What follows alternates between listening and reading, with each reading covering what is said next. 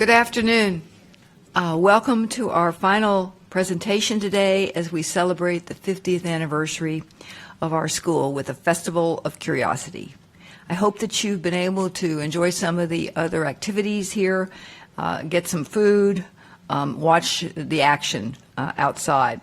It's been a lively event, and we really appreciate your taking some of your Saturday to be with us. I see a lot of familiar faces in the audience from other lectures, but also some of Debra Dickinson's students here. As many of you know, Debra is an artist teacher of opera studies at Rice University's Shepherd School of Music. And she was a professional actress on Broadway for 17 years. She has taught in the Continuing Studies Personal Development program for years. And in fact, interestingly enough, she first came to Houston to teach in our Continuing Studies English as a Second Language program, where she was one of our instructors for many years, and then took on a part-time job at the Shepherd School, and then the Shepherd School said, we want all of her time. And so coming here was Houston's great gain, and Rice's as well. Every action is an action. Every action's an act of creation is a famous line from Hamilton. Debra's 30-minute presentation will explore the creative decisions that have made this such an acclaimed and beloved musical. She will also take questions for about 15 minutes after her lecture, so please hold your questions until then. There's been a lot of excitement about this lecture, so let's not delay. Debra, welcome, and thank you for being here. Thank you, Mary. Thank you all for coming. I wish I could say you were coming for me, but I know you're coming for Hamilton. I understand that, okay? It's a mania, let's face it. Let's first take a poll. How many of you have been lucky enough and rich enough to see Hamilton? A few. Okay, good for you. How many of you have heard the CD of Hamilton? Oh, a lot more. Okay, good. It is truly an amazing thing. I mean, if we measure success in terms of money, before it even moved from off-Broadway to Broadway, it had an advance sale of $30 million. It set the record for the most money made in 1 week, $3.1 million in 1 week in November last year. It has managed to jack up ticket prices to unheard of levels. I just, for fun, yesterday went online to see if I could indeed get a ticket for next week. Yeah. The tickets way in the rafters are $750. The ones down here are $3,200, okay? You can't get them, though, but, you know, it's a lot of money.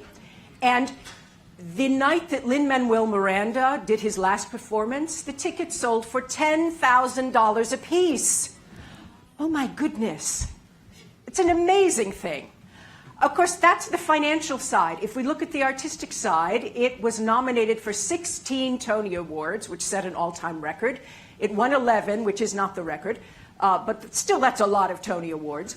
It won the Grammy, it won the Pulitzer Prize, it's won everything it can win, pretty much. So this thing, this mania that has overtaken people is truly something that is really unheard of in the history of theater. We had Oklahoma in 1943, you know, when Rodgers and Hammerstein unveiled this whole new idea of a musical with a plot, right? And we've had a few big things since then, but nothing to equal this. Is it worth it? Well, here's what Ben Brantley, the New York Times critic, said. Yes, it really is that good. Even I, one of the many critics who enthused about Hamilton in February, when it was off-Broadway, like a born-again convert in a revival tent, was beginning to think, enough already. But then I saw it at the Richard Rodgers Theater on Broadway. I am loath to tell people to mortgage their houses and lease their children to acquire tickets to a hit Broadway show. But Hamilton, directed by Thomas Kail and starring Mr. Miranda, might just about be worth it, at least to anyone who wants proof that the American musical is not only surviving, but also evolving in ways that should allow it to thrive in years to come. So there's the top critic in New York, and most of the critics were in complete agreement. Now, I was lucky enough to see it a year ago with the original cast. A friend of mine's a Tony voter. Free tickets, I know, it's not fair. But, you know, I was prepared. You know, I've seen a lot of Broadway shows, right? Yeah, how good can it be, really? A hip-hop musical? Hip-hop? Oh, my goodness. It was amazing. Certainly one of the 3 best musicals I've ever seen, maybe even the best, okay? I know, I sound like I'm selling tickets for it. I'm not, but it's that good. It's that unusual. It's that amazing an experience. Okay, so what makes it so special?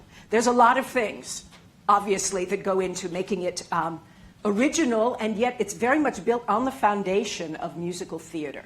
First of all, the story is amazing, okay? Here's this founding father that I only knew one thing about. I just knew that he died in a duel with Aaron Burr, the Vice President of the United States. That's pretty much all I knew about him, and that he was on a $10 bill, you know? So there's this founding father that we know very, very little about, and he actually had a very, very dramatic story. Then there is the music, the style of the music. Yes, everyone says it's a hip-hop musical. Yeah, but so much more. Almost every style of music is incorporated in it. If you know nothing about rap and hip-hop like me, you're going to love it. It's amazing. I couldn't believe it. And those are some of the parts I like the best.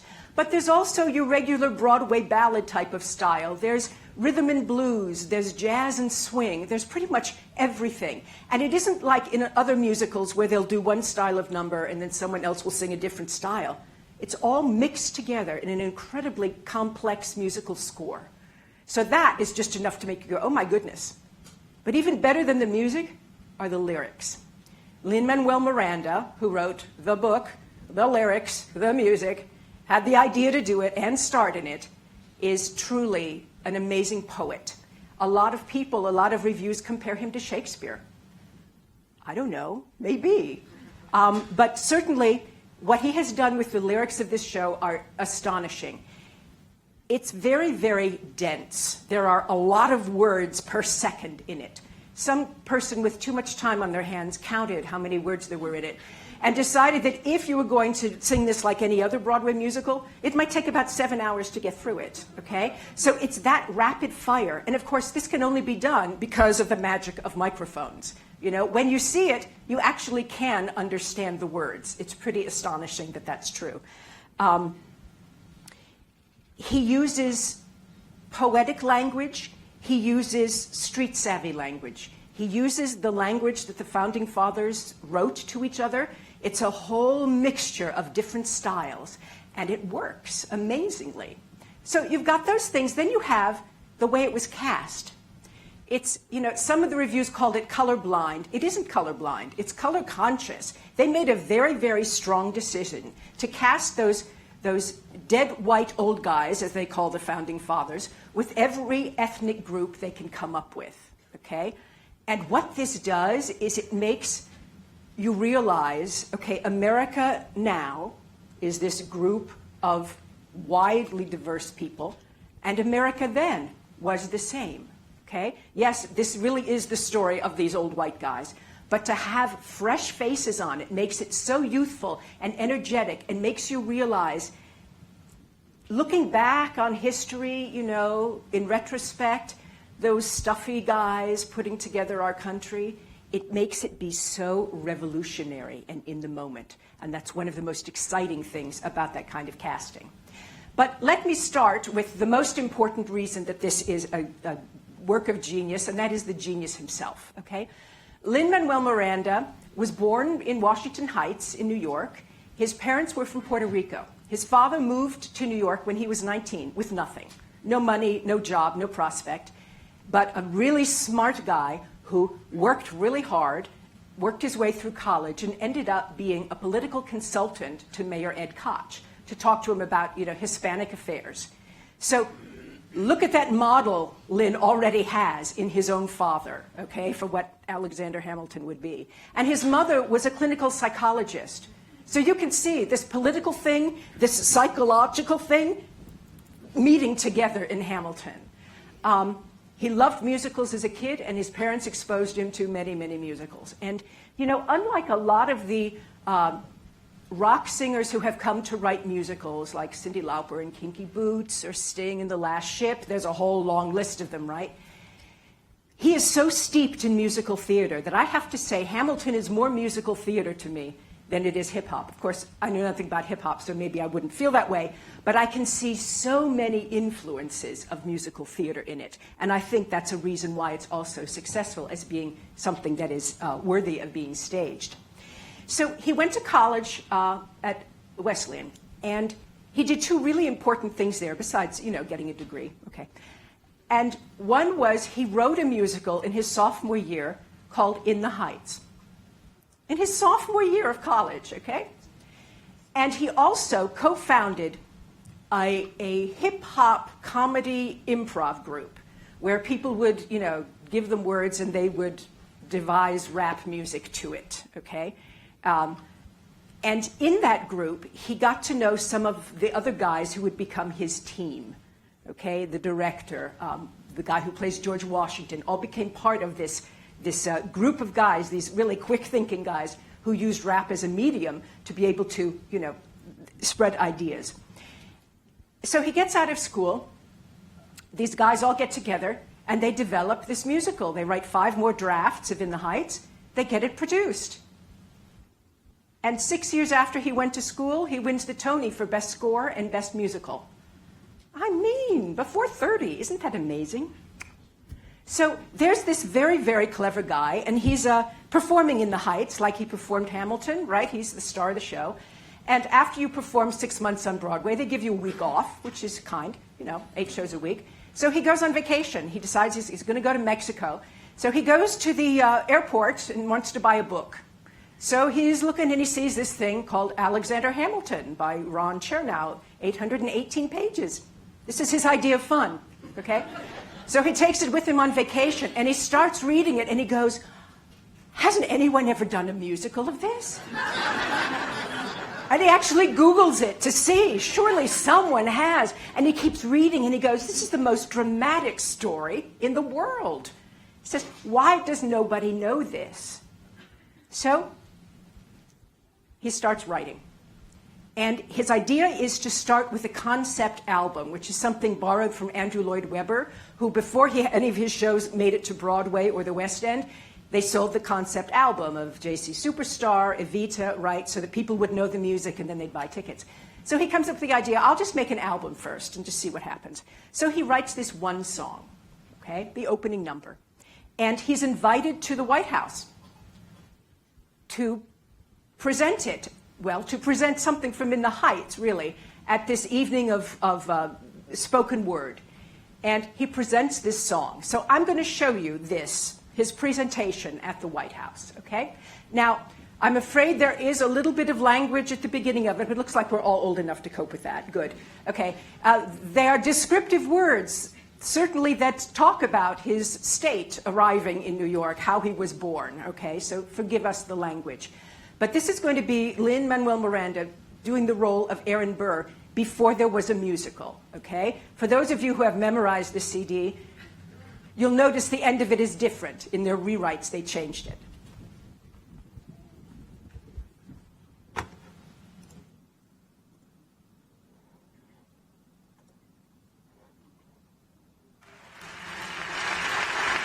My God.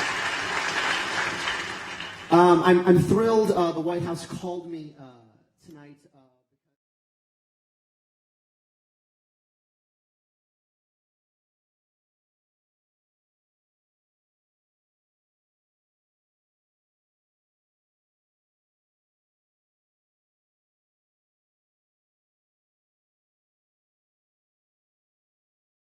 And then he would figure it out, write it down. Then they would all get together. The director, Thomas Kail, Alex, the choreographer, they would all get together and they would work together to figure out what happens here. How do we orchestrate it? What instrument should we use here? I mean, it's so complex and wonderful. But before they ever got around to doing it, Stephen Sondheim has heard about this young genius and says, we're redoing West Side Story. Would you please come in and rewrite all of my lyrics that the sharks sing? So in the revival of West Side Story, songs like I Feel Pretty and anything the Sharks did had new lyrics by Lin-Manuel Miranda. So, his beginning to, and the chance to work for him with Sondheim was amazing. And Sondheim gave his stamp of approval to this project. And, once you have received that, then you can really go on. So they worked on it. They opened it at the Public Theater, which 35 years earlier had produced A Chorus Line. And it sold out immediately off Broadway, and then they moved it to Broadway. And the rest is history, right? And they have a lottery, where every Wednesday you would go, and I use the past tense because they had to stop doing it. There would be 500, 600 people outside, and they would give away 21 tickets for $10 each. But then finally the police said, you can't do that anymore because no one can get to any other Broadway show. There are so many people hanging out in Times Square. So they did it online, and it still exists online, but the problem is, the first day they put it online, 50,000 people tried, and the website crashed. I mean, it's a crazy thing. Anyway, so what is it so special about this story? First of all, Alexander Hamilton was truly an amazing guy, coming from nothing, less than nothing in a way, and coming to this country as an immigrant, as an outsider, and working his way up into a position of power. Of course, he's on the $10 bill, and the reason for that is he's the first Secretary of the Treasury, and he set up our national banking system. We have him to thank for that, okay? He set up the Coast Guard. He started the New York Post. He fought in the Revolution, and he was George Washington's right-hand man, okay? These are like, the facts, but now the dramatic stuff is even better. He was the, I don't know what the right word is, recipient of the first political sex scandal, okay? And it's a fascinating story. He has an affair, and instead of covering it up like every other founding father, like Thomas Jefferson, he writes this big, long sort of apology, but sort of not, just sort of saying why he did it. Well, gee, that ruined his political chances for the rest of his life. But what in his personality forced him to do that? It's an amazing story. We know about the duel, of course, but he and Aaron Burr were frenemies. He was like one of the first people he met when he came here, the first important people. They set up law practices practically next to each other. Their lives intertwine, and they become more and more against each other, more for the essences of their personalities than anything else. They were so very, very different. Aaron Burr was detached. He was not going to say everything that he felt. And you couldn't shut Hamilton up. I mean, he was just constantly yak, yak, yak, or right, right, right. They were very, very different people. And how their relationship comes to be this, place where we know the duel happens. That we know that's how the story is going to end, right? We kind of know that. Isn't it great to write a historical musical about something where the audience already knows the end? There's no tension. He creates a lot of tension. And just lots of little facts, interesting. Like the place where they chose to fight the duel, Weehawken, New Jersey, right across the river from 42nd Street, from Broadway, oddly enough, was the same place, almost the exact same spot, where 3 years earlier, his son had died in a duel, defending his father's name. I mean, you could write a whole musical just about that and the feelings that must have been engendered from that. But there's so much of the story that is wonderfully dramatic that I knew nothing about, And think of all these people now who are running off to buy Ron Chernow's book, and who are visiting all of the Hamilton sites in New York that you can go to. People make pilgrimages now to the place in Weehawken, where he died, to his house, all these things. An entire generation of young people are realizing that history matters. It's so exciting. Anyway, so if we talk about the style of music, not only does it change within each number, but it can change according to what character is singing. For example, the only white main character is the bad guy, King George, okay? And he sings in this little 1960s early Beatle kind of song, that's this light and airy and deeply funny thing, deeply funny. He only is in the show for 9 minutes. That's it. He just comes on, sings a little solo, and leaves. George Washington, when he sings for the public record, he's always very aware that history is going to watch everything that he does. That's one of the recurring themes in this. And he sings in a way that's kind of grand until he gets nervous. For example, when he's about to lose the Battle of New York, here's what he says, okay? And listen for the reference to another musical. He says, "Can I be real a second, for just a millisecond? Now, I'm the model of a modern major general, the venerated Virginian veteran whose men are all lining up to me on a pedestal, writing letters to relatives embellishing my elegance and eloquence. But the elephant is in the room. The truth is in your face when you hear the British cannons go boom." Isn't that fun just to say that? And that's just one little tiny moment in this musical. It's amazing. But all of a sudden, he turns into rap when he's like, oh my goodness, we're about to lose New York to the British, you know? Another example of how it changes for the character is Jefferson Davis spends most of the Revolution and the early post-revolution in France as the ambassador. And he comes back and he's like, so what's going on, you know? But this style of rap that he's using is, back early 90s, kind of jazz with some swing in it. And eventually he gets with the program. But it's so wonderful, the detail of what kind of music you use when. It's truly an amazing thing. He makes lots of references to musical theater, right? You all caught that. I'm the very model of a modern major general. And you see how rap really is just patter. For those of us who can't say, I like rap music yet, we can just say it's a patter song. We can do that, But here's another reference. If you remember from South Pacific, You've Got to Be Taught, that anti-racism song that was so controversial that they wanted Oscar Hammerstein to cut it, and he said, no, that's what this musical is about. Listen to what Aaron Burr says. This is when Hamilton meets him and three of his friends for the first time in a tavern, a completely fictional tale. Sorry, it didn't really happen that way, but that's okay. And he says, geniuses, lower your voices. You keep out of trouble and you double your choices. I'm with you, but the situation is fraught. You've got to be carefully taught. If you talk, you're gonna get shot. And just there is kind of the whole essence of what Burr's take on the world is, and the difference between these two men. So it is really wonderful how these things come up. But maybe the most expressive thing that Lin-Manuel is able to do is use themes. He says that Les Mis is the grandfather of this musical, and you can see how he studied it.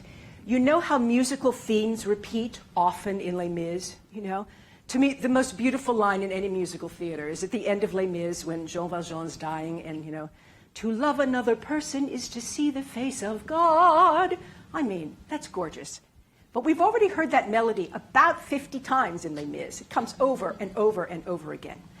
And Lin-Manuel Miranda took that and ran with it. There must be 25 themes that come back at different times in the show. And it's amazing because it really creates a whole arc to what's going on. The favorite one of mine is I'm not throwing away my shot, okay? So this is what we hear. I'm not throwing away my shot. Hey, yo, I'm not throwing away my shot. Hey, yo, I'm just like my country. I'm young, scrappy, and hungry, and I'm not throwing away my shot. Okay, right. So the first time he comes, he's there.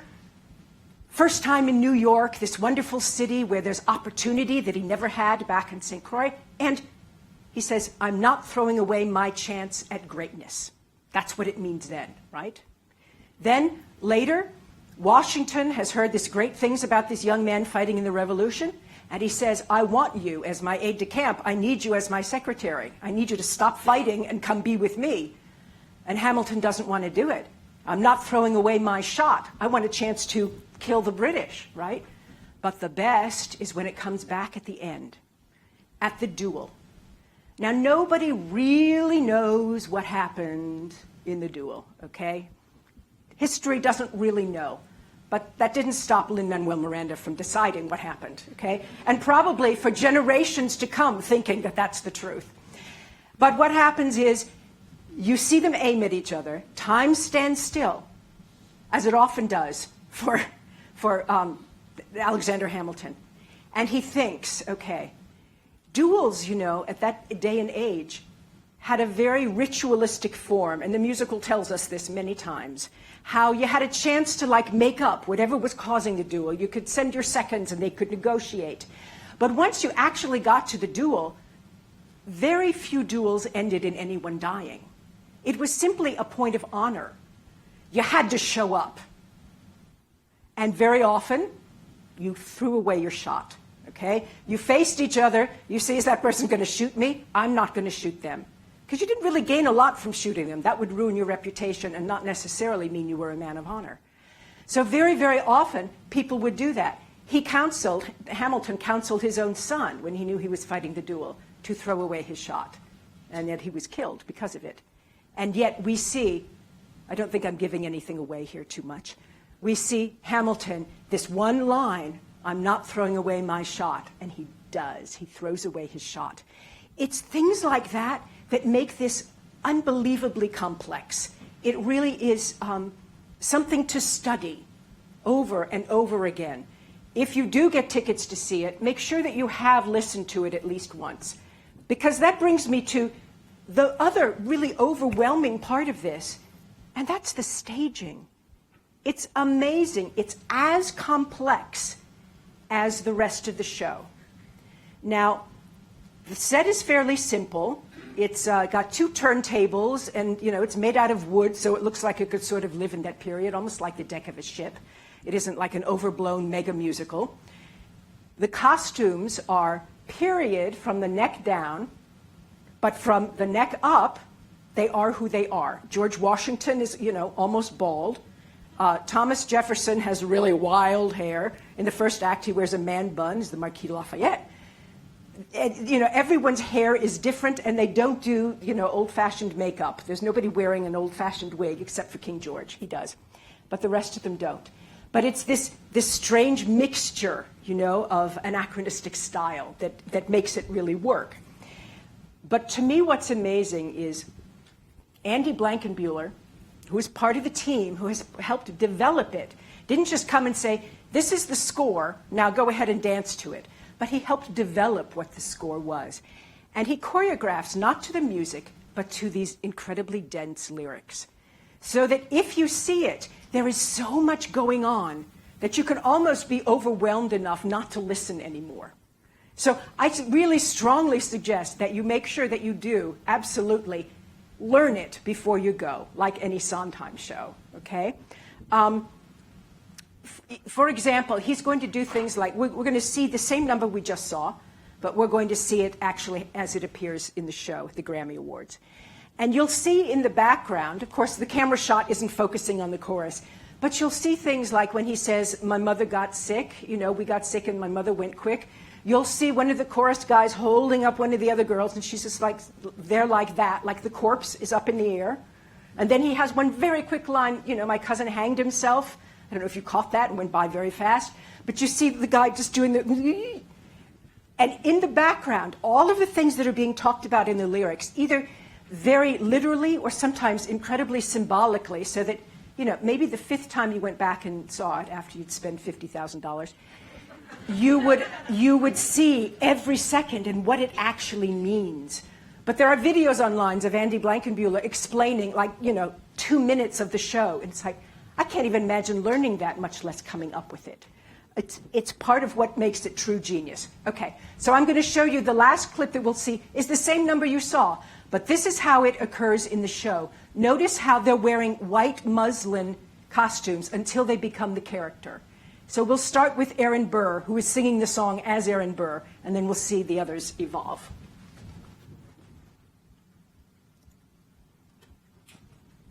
This is an American story. This is like nothing you have ever experienced. Ladies and gentlemen, from the Richard Rodgers Theater, this is Hamilton.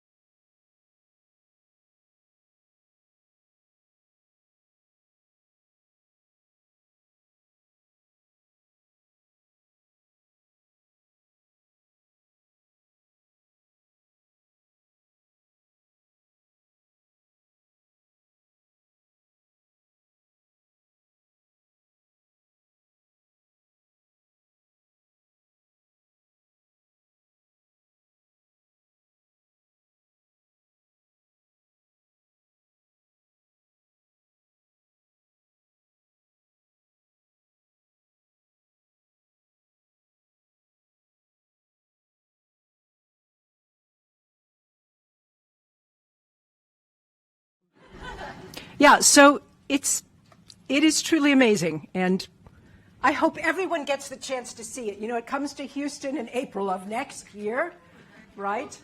And there's a company in Chicago. There's about to be a West End company. They're about to start another national tour. So there are chances, if you're willing to, you know, barter your children, whatever.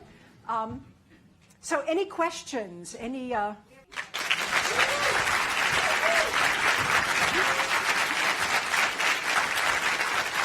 Thank you. Yes. I was curious. You said it was one of the 3 best musicals. Okay. Sweeney Todd. And maybe Man of La Mancha. I also love Sunday in the Park with George. I mean, I'm a Sondheim fan. But those are my top theatrical experiences, I guess. Okay.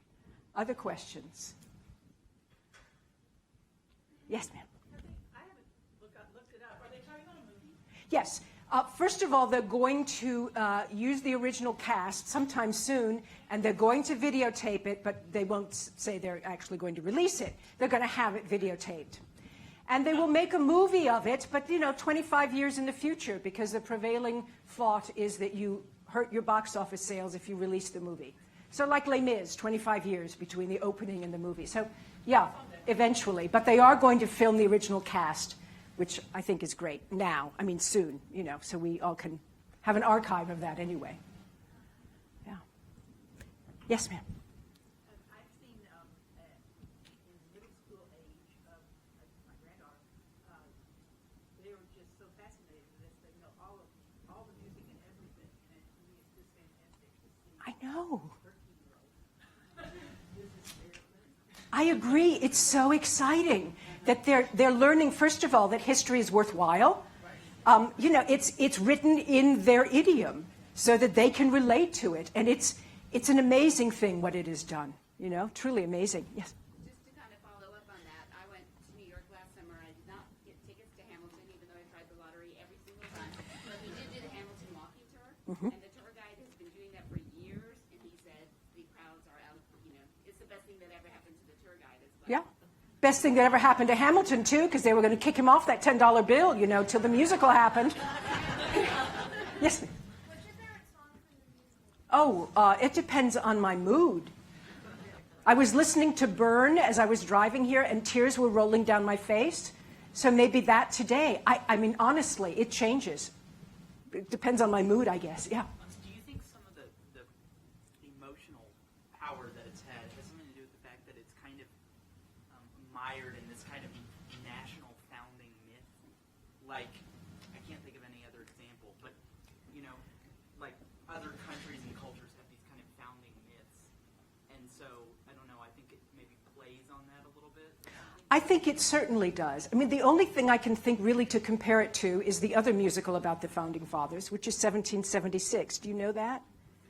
You should. You should. Now, if you love this, you should at least take a look at that, because it certainly informed this. And there is definitely that sense of patriotism that swells inside of you when you realize we are all part of this wonderful experiment that was this country. So I think that's definitely part of it. And the fact that it's ethnically diverse raises that to, I think, even another level. It's so optimistic. I mean, it's a tragedy, right? We know that. He dies, right? But there's something so incredibly optimistic about the spirit of it that I think, yeah, a lot of that is because we feel like we belong to it. You know? Absolutely. Yes? So I find it fascinating that his voice is not terribly beautiful. And I love that because I feel that musicals have become so focused on that, right? And it just opens it up. Yeah. I agree. And it's a very, you know, the cast is, they're all very talented, but they do have different levels of singing. And of course, we judge singing differently. I mean, if you're a hip hop star, you sing a lot differently than you do if you're, you know, singing South Pacific, for example. But yeah, and he did not get the Tony for this, of course. Aaron Burr got the Tony for this. So in a way, it's a better voice, I think. It's a better instrument, certainly. But it's not the genius behind it. So that's why, you know, what we hear about is Lin-Manuel Miranda. But no, it's not an exceptional voice. I agree. Yeah. Any other questions, comments? Yes? Are you familiar with the PBS show they did about the making of? Yes. It's fascinating. There's so much information. Yeah, and they allowed him to, like, look at the manuscripts, and they went to all the different sites, the place in Weehawken, and all that kind of thing. It's a wonderful show, and it shows pretty often, those of you who haven't seen it. PBS, yeah. I was just going to ask you about your own experience on the Broadway stage. Can you comment on that? Because I was reading about it here, because that's fascinating. Yes, I was lucky enough to be in Camelot, first with Richard Burton, but I was the understudy, and I only played Guenevere opposite Richard Burton for one performance. But it was pretty amazing. I'll admit it. And then I took over the role when Richard Harris, Dumbledore the First, was playing Arthur. So that was my big experience on the Broadway stage. The other major thing that I did was Cats in Vienna, Austria, at the Theater an der Wien, which is the theater where Beethoven premiered Fidelio, his opera. I mean, this beautiful old theater.